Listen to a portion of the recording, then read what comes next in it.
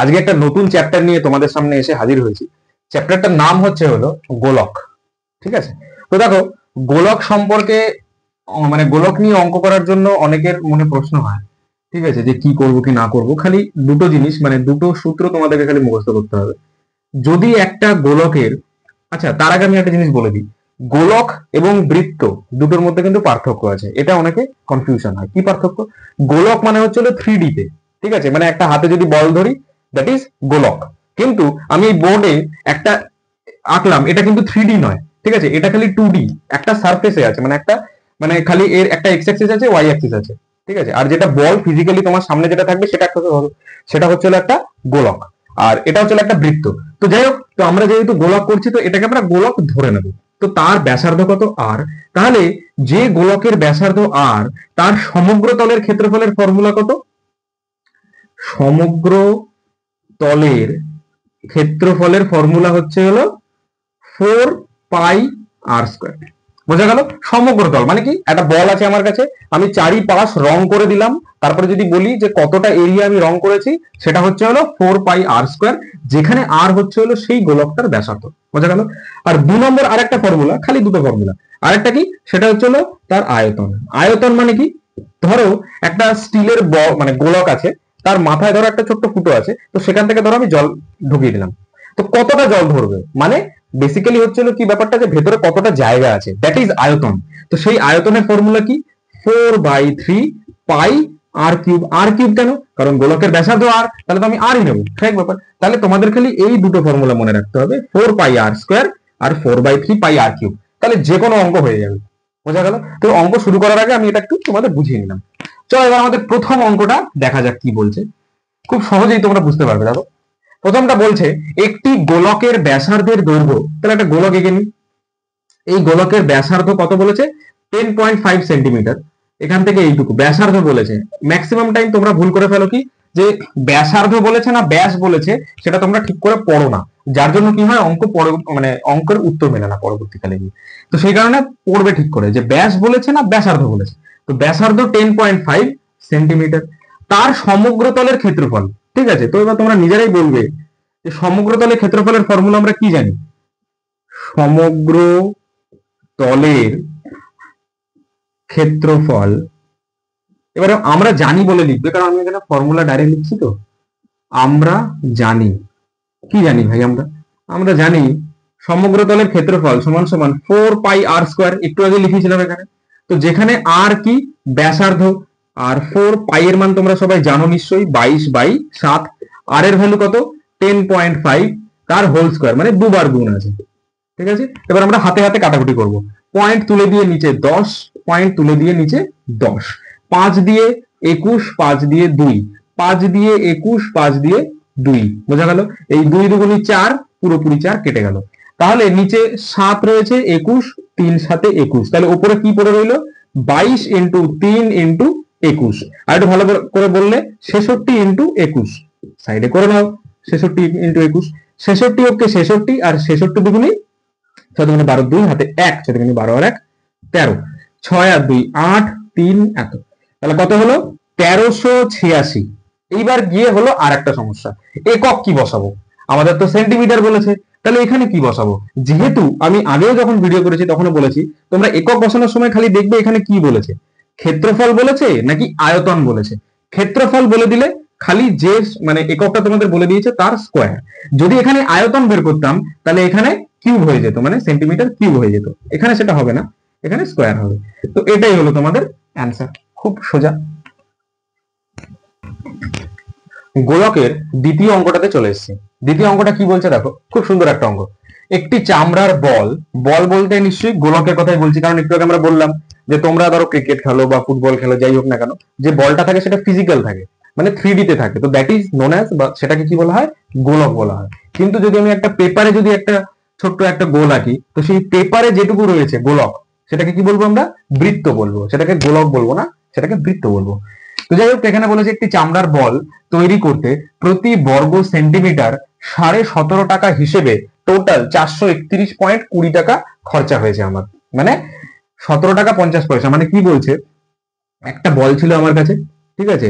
তো তার উপরে ধরো ছোট্ট একটা এরিয়া, আমি এইটুকু একটা এরিয়া ধরলাম, ঠিক আছে? তো এইটুকু এরিয়া রং করতে আমার 17.5 টাকা করে লাগে। তো সেই হিসেবে আমি যদি পুরো বলটার রং করি তাহলে আমার লাগে 431 টাকা 20 পয়সা। তো এখান থেকে বের করতে হবে বলটির ব্যাসার্ধের দৈর্ঘ্য হিসাব করে লিখে। খুব ইন্টারেস্টিং একটা প্রশ্ন। তো দেখো, তোমরা একটা জিনিস বুঝতে পারবে নিশ্চয়ই, টোটাল যদি আমার 431 টাকা 20 পয়সা খরচা হয় এবং এক কি বলেছে সেন্টিমিটার স্কোয়ার এরিয়া রং করতে যদি 17.5 টাকা করে লাগে, তাহলে এই পুরোটাকে টোটাল খরচাটাকে যদি আমি 1 বর্গ সেন্টিমিটার রং করতে যত খরচা হয় সেটাকে যদি ভাগ করি তাহলে আমি টোটাল মানে এরিয়া পেয়ে যাবো না, আমরা সমগ্র তলের ক্ষেত্রফল পেয়ে যাবো। ব্যাপারটা বুঝতে পারছো? মানে ধরো এখানে যদি আমি এইটুকু এরকম ভাবে বলতাম, এইটুকু ছোট এরিয়া রং করতে ধরো লাগে 1 টাকা, আমার টোটাল বলটা রং করতে আমার লাগে ধরো 100 টাকা, ঠিক আছে? টোটাল বলটা রং করতে লাগে 100 টাকা, আর ছোট্ট এইটুকু 1 সেন্টিমিটার স্কয়ার এরিয়া রং করতে লাগে 1 টাকা। তাহলে বলো এখান থেকে সমগ্র তলের ক্ষেত্রফল কত হবে? কি করবো আমরা? 100 কে দিয়ে 1 ভাগ করব, তো সেক্ষেত্রে হবে 100। তাহলে তত সেন্টিমিটার স্কয়ার হবে টোটাল সমগ্র তলের ক্ষেত্রফল। তো সেইটাই আমরা এখানে করব। দেখো, তাহলে এখানে তোমরা ডাইরেক্ট লিখবে যে বলটির সমগ্র তলের ক্ষেত্রফল, বড় সংখ্যাটাকে দিয়ে ছোট সংখ্যাটা ভাগ করে দেবে, ঠিক আছে? সমান সমান কি লিখবে? মোট খরচ ডিভাইডেড বাই কি দিয়ে ভাগ করব? 1 বর্গ সেন্টিমিটার রং করতে যা খরচ, ঠিক আছে, প্রতি বর্গ সেমি রং করার খরচ। বোঝা গেল? তাহলে মোট খরচ কত? 431 টাকা 20 পয়সা, আর এটা হচ্ছিল 17 টাকা 50 পয়সা। ভাগ করো, কত আসবে? 0 0 কেটে গেল। 5 দিকে যায়? 5 দিয়ে যায় না। তাহলে আমরা একটা কাজ করি, আমরা এটাকে এইভাবে রেখে দিই 431। যখন দেখবে যে কাটাকুটি খুব সহজে হচ্ছে না, ঠিক আছে, তখন সেটাকে সেভাবে রেখে দেবে। তো এটা কি পাবো? যেহেতু ক্ষেত্রফল আর আমাদের কি বলেছে বর্গ সেন্টিমিটার, তাহলে এটার একক কি আসবে? সেন্টিমিটার স্কোয়ার, কারণ ক্ষেত্রফল সেন্টিমিটার স্কোয়ারে আসে। তাহলে আমরা এটা কি পেলাম? সমগ্র তলের ক্ষেত্রফল পেলাম। দেখো আমাদের কিন্তু কিছুই বলে দেয়নি, খালি খরচা বলে দিয়েছে, সেখান থেকে আমরা সমগ্র তলের ক্ষেত্রফল পেয়ে গেলাম। তো এইবার সমগ্র তলের ক্ষেত্রফল যদি জানি, সেখান থেকে ব্যাসার্ধ কি করে বের করবো? তাহলে তোমরা লিখবে, ধরি বলটির ব্যাসার্ধ সমান সমান আর সেন্টিমিটার। কেন সেন্টিমিটার লিখলাম? কারণ আমাদের সব সেন্টিমিটারই চলছে, তো সেই কারণে সেন্টিমিটারই জানবো। তো যদি একটা বলের ব্যাসার্ধ যদি আর সেন্টিমিটার হয়ে থাকে, তাহলে তার সমগ্র তলের ক্ষেত্রফলের ফর্মুলা কত হবে? তাহলে লিখবে, অতএব প্রশ্নানুসারে কি লিখবে? যদি আর ব্যাসার্ধ হয় তাহলে 4/3 কেন, ওটা তো আয়তনের, আমরা লিখবো 4 পাই আর স্কোয়ার। তাই তো? আমরা যে গোলকটা ধরেছি তার ব্যাসার্ধ যদি আর হয় তাহলে তার সমগ্র তলের ক্ষেত্রফল 4 বাই আর স্কোয়ার, আর সেইটাই তো আমরা পেয়ে গেছি এখান থেকে। কত পেয়েছি? 4312 ডিভাইডেড বাই 175। তো এখান থেকে আমরা ব্যাসার্ধ পেয়ে যাবো। তো চলো সেটাই করি। তো আর স্কোয়ার সমান সমান 4 ইন্টু পাই ইন্টু আর স্কোয়ার, মানে আর স্কোয়ারের সাথে 4 পাই গুণ আছে, ডান দিকে গেলে ভাগ হয়ে যাবে। তাহলে 4312 ডিভাইডেড বাই 175 নিচে চলে আসবে ইন্টু 4 ইন্টু পাই। তো পাইয়ের জায়গায় আমরা কত লিখতে পারি? 22 এর 7, তাহলে 22 আর 7 চলে আসবে ওপরে। বোঝা গেল? তো এবার দেখো 11 দিয়ে কাটাকুটি যায় কি? 3 11 33, 3 11 33, 10 9 11 99, 2 22। হ্যাঁ, 11 দিয়ে এই 2 বার যায়, আর এটা 11 দিয়ে 3 11 33, 10 মানে 101, 9 11 99, 2 মানে কতবার যাবে? 2 বার যাবে, 392 হলো। আচ্ছা, এবার 2 দিয়ে যায় কি? হ্যাঁ 2 দিয়ে যায়। 2 অক্ষে 2, 1 19, 9 দুগুণি 18, 1 12, 6 দুগুণি 12। একটু ছোট ছোট হয়ে যাচ্ছে, যাই হোক, তো আমি একটু ক্লিয়ার করে লিখি। 196 ইন্টু 7, নিচে কত পেলাম? 175 ইন্টু 4। আবার কাটাকুটি যাবে নিশ্চয়ই। হ্যাঁ, 4 4 16, 3 36, 4 9 36, 4 4 16, 3 36, 4 9 36, 49। আর নিচে কিছু আসছে কি? নিচে আমরা কিছু দেখতে পাচ্ছি না, ঠিক আছে। তো আর স্কোয়ার সমান সমান আমরা এটা পেলাম। এবার এখান থেকে আমরা তাহলে আর কত হবে? আর সমান সমান হবে রুট ওভার অফ উপরে 49 ইন্টু 7, নিচে 175, ঠিক আছে। কিছু একটা তো কাটাকুটি যাবে। 7 দুগুণি 14, হ্যাঁ 7 দিয়ে যাচ্ছে, দেখো 7 দুগুণি 14, 3 35, 5 7 35, তাহলে আলটিমেটলি কত পেলাম? √49/25। এবার ঠিক আছে, 49 রুট করলে কত হয়? 7, 25 রুট করলে কত হয়? 5, তাহলে 7/5 এলো তোমাদের ব্যাসার্ধ। এত কি? সেন্টিমিটার। কেউ এরকম ভগ্নাংশ আকারে থাকলে মানে যদি রাখতে চাও রাখতে পারো, কেউ মানে দশমিকে রাখতে চাইলে রাখতে পারো, কোনো অসুবিধা নেই। আমি ভগ্নাংশই রাখলাম, এটাই হবে তোমাদের অ্যান্সার, কারণ আমাদের ব্যাসার্ধ জানতে চেয়েছে, ব্যাসার্ধ জানতে চেয়েছে, বেরিয়ে গেল। গোলকের 3 নম্বর প্রশ্নে চলে এসেছি। দেখো কি বলছে, স্কুলে শর্টপাট খেলার জন্য, মানে স্কুলে যখন ওই ভারী বলটাকে কতদূর ছুটতে পারে যে সেই যে খেলাটা হতো সেটাকে শর্টপাট খেলা বলা হয়। তো সেই শর্টপাট খেলার জন্য যে বলটি ব্যবহার করা হয় তার ব্যাসের দৈর্ঘ্য 7 সেন্টিমিটার। মানে যে গোলকটা এখানে রয়েছে সেই গোলকের, দেখো এখানে কিন্তু অনেকের ভুল হয়ে যায় যে ব্যাস, আমারই ভুল হয়ে যাচ্ছে। তো ব্যাসের দৈর্ঘ্য বলেছে, মানে পুরোটা 7 সেন্টিমিটার, মানে এখান থেকে এই পর্যন্ত দৈর্ঘ্য কত? 7 সেন্টিমিটার। তাহলে ব্যাসার্ধ কত হবে এখান থেকে এই পর্যন্ত? 7-এর অর্ধেক কত? 3.5, 3.5 সেন্টিমিটার। তো এবার বলছে বলটিতে কত ঘন সেন্টিমিটার লোহা আছে হিসাব করে লিখি। মানে কত ঘন সেন্টিমিটার লোহা আছে, মানে কি আমি খালি ওপর দিয়ে সারফেস, মানে এর যে এরিয়া, মানে বক্রতলের ক্ষেত্রফল যেটা, সেইটা বের করব, নাকি ভেতরে কতটা জায়গা আছে, ভেতরে কতটা লোহা আছে আমি সেটা বের করব, বা আয়তন বের করব? কোনটা বের করব? সাধারণ বুদ্ধিতে বলে যে বলটিতে কত ঘন সেন্টিমিটার লোহা আছে হিসাব করে লিখি। অনেকে কি করবে? সাইডের যে এরিয়া সেটা বের করবে, সেটা আদতেও নয়। আমাদের বের করতে হবে ভেতরে কতটা লোহা আছে, তাই না? তো সেই কারণে এখানে যে ফর্মুলাটা ইউজ হবে সেটা কোনটা হবে? 4/3πr³। তাহলে তোমরা লিখবে এখানে বলটিতে মোট লোহা আছে, বলটিতে মোট লোহা আছে, কোন ফর্মুলা লিখবো? আয়তনের ফর্মুলা, 4/3πr³। 4/3 ইন্টু 22/7, আর ব্যাসার্ধ কত? ব্যাসার্ধ 7 বসিয়ে দেবে না, আবার 3.5 বসাতে হবে। তাহলে 3.5 কে কতবার গুণ আছে? 3 বার গুণ আছে, 3 বার লিখবো 3.5। 3.5 দিয়ে 7 কে কাটলে ডাইরেক্ট 2 থাকে, সেই 2 দিয়ে 22 কে কেটে দিলে উপরে 11 থাকে। বোঝা গেল? আর কিছু কি কাটাকাটি দেখা যাচ্ছে? না। তাহলে উপরে এলো 44 ইন্টু 3.5 ইন্টু 3.5 ডিভাইডেড বাই নিচে 3। আচ্ছা, আমাদের এটা ভাগ করতেই হবে, কিছু করার নেই।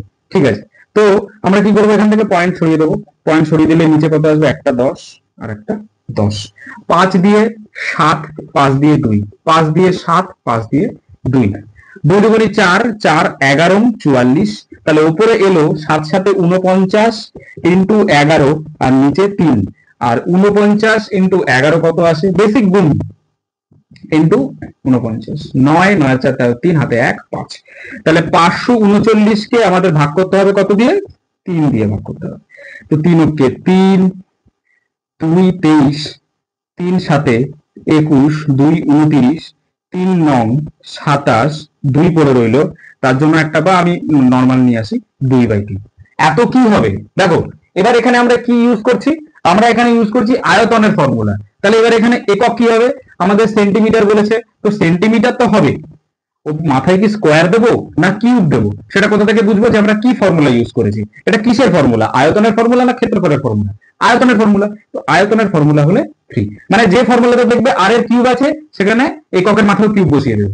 যে ফর্মুলাতে 4πr², আর এর মাথায় স্কোয়ার দেখবে, তার একক যদি সেন্টিমিটার থাকে তার মাথায় স্কোয়ার বসিয়ে ক্ষেত্রফলে অ্যান্সার যখন বেরোবে সেখানে। বোঝা গেল? সোজা সাপটা হিসাব। তো এটাই হলো তোমাদের অ্যান্সার। 4 নম্বর প্রশ্নে চলে এসেছি। কি বলছে দেখো, 28 সেন্টিমিটার দৈর্ঘ্যের ব্যাস বিশিষ্ট একটি নিরেট গোলক জলে সম্পূর্ণভাবে নিমজ্জিত করলে যে পরিমাণ জল অপসারিত করবে তা নির্ণয় করি। মানে ধরো একটা কাচের গ্লাসে বা কাচের একটা বড় জার আছে যেটা পুরো জলে ভর্তি, ঠিক আছে, পুরোটা জলে ভর্তি আছে। এর মধ্যে আমি একটা নিরেট গোলক বলতে যেটা ফাঁপা নয়, ঠিক আছে, পুরোপুরি তার ভেতরে ম্যাটেরিয়াল রয়েছে। তো সেটাকে যখন এর মধ্যে ধরো নিমজ্জিত করলাম, এর মধ্যে ধরো এবার নিরেট তো আর ভেসে থাকবে না, সে জলের নিচে চলে আসবে, ঠিক আছে। তো ধরো সেটাকে যখন নিমজ্জিত করবো তাহলে কি হবে? তখন অনেকটা জল অপসারিত হয়ে যাবে, মানে গ্লাস থেকে অনেকটা জল পড়ে যাবে। কতটা জল পড়বে? নিশ্চয়ই যতটা জায়গা জুড়ে, যতটা আয়তন জুড়ে এই মানে গোলকটা দখল করেছে সেইটুকু জায়গাতে যেটুকু জল ছিল সেটুকুই বেরোবে। তাই তো? তাহলে কতটা বেরোবে, মানে এই নিরেট গোলকের যে আয়তন, মানে এর মধ্যে যতটা জায়গা আছে সেইটুকু জায়গার জল বেরোবে। তাহলে আমাদের সেটাই বের করতে বলেছে, যে পরিমাণ জল অপসারিত করবে তা নির্ণয় করি, মানে বেসিক্যালি বলতে চাইছে গোলকটার আয়তন বের করতে হবে। চলো সেটা বের করি। আর সেখানে আমাদের কি বলেছে, আমরা জানি গোলকটির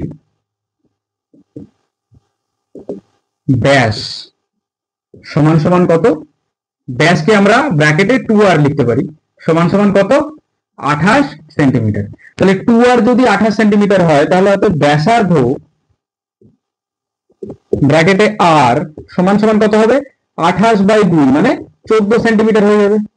তাহলে তোমাদের এখানে কি বের করতে হবে, যে পরিমাণ জল অপসারিত করবে মানে আয়তন। তাহলে এবার তোমরা লিখবে, অতএব যে পরিমাণ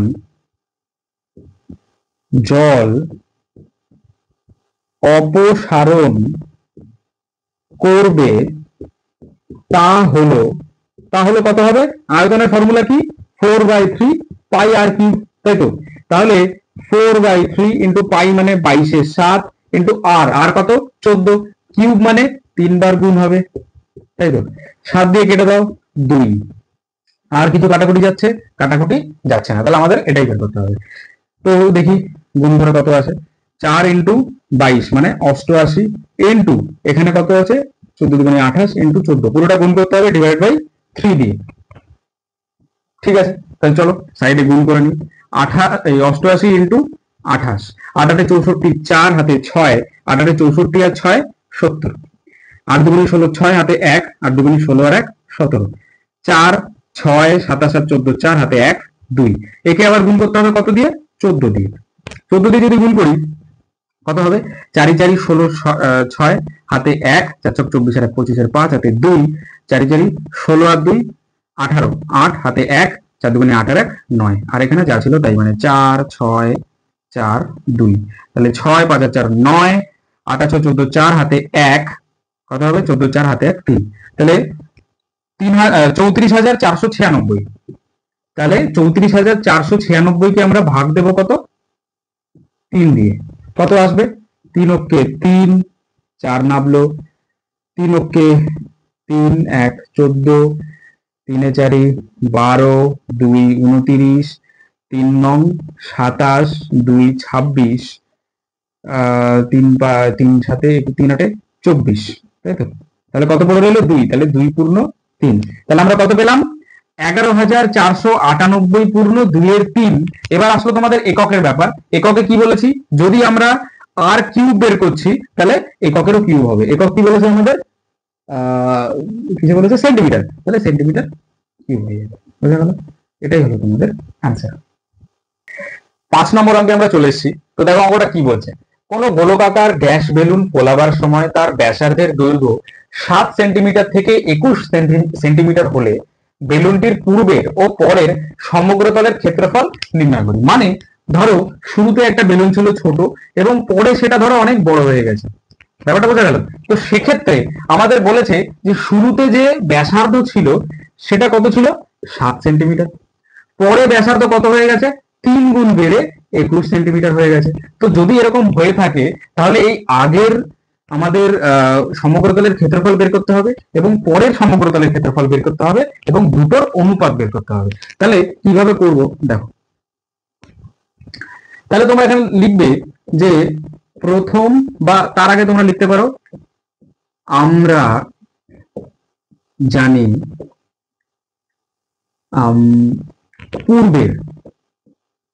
পূর্বের বেলুনের ব্যাসার্ধ, এগুলো লিখে নেওয়া খুব দরকার, ঠিক আছে? ব্যাসার্ধ ব্র্যাকেটে আর সমান সমান 7 সেন্টিমিটার। তাহলে অতএব পূর্বের বেলুনের সমগ্র তলের ক্ষেত্রফল সমান সমান কত, 4 পাই আর স্কোয়ার। গোলকের দুটোই ফর্মুলা, একটা 4 পাই আর স্কোয়ার আর একটা 4/3 পাই আর কিউব, তাই তো? ক্ষেত্রফলের ক্ষেত্রে 4 পাই আর স্কোয়ার। তো আমাদের কত আসবে এখান থেকে, 4 ইন্টু পাই এর জায়গায় এই অঙ্কটার ক্ষেত্রে পাই লিখবো কারণ অনুপাত বের করবো, তো পরে কেটে যাবে, ইন্টু আর এর জায়গায় কত লিখবো, 7, স্কোয়ার আছে মানে দুবার গুণ করব। এই অঙ্কটার ক্ষেত্রে কারণ এখানে আমাদের অনুপাত বের করতে বলেছে, কেউ এইখানে গুণ করতে যাবে না, পরে সব কেটে যাবে। তো একক কি হবে? Centimetre square. কেন মানে এখন গুণ করবে না বলছি। এবং পরের গোলকটির ব্যাসার্ধ আচ্ছা এটাকে R1 ধরে নাও, ঠিক আছে? তাহলে পরেরটাকে আমরা ধরবো R2 সমান সমান কত? 21 সেন্টিমিটার। তাহলে অতএব এখানে লিখবে, অতএব পরের গোলকটির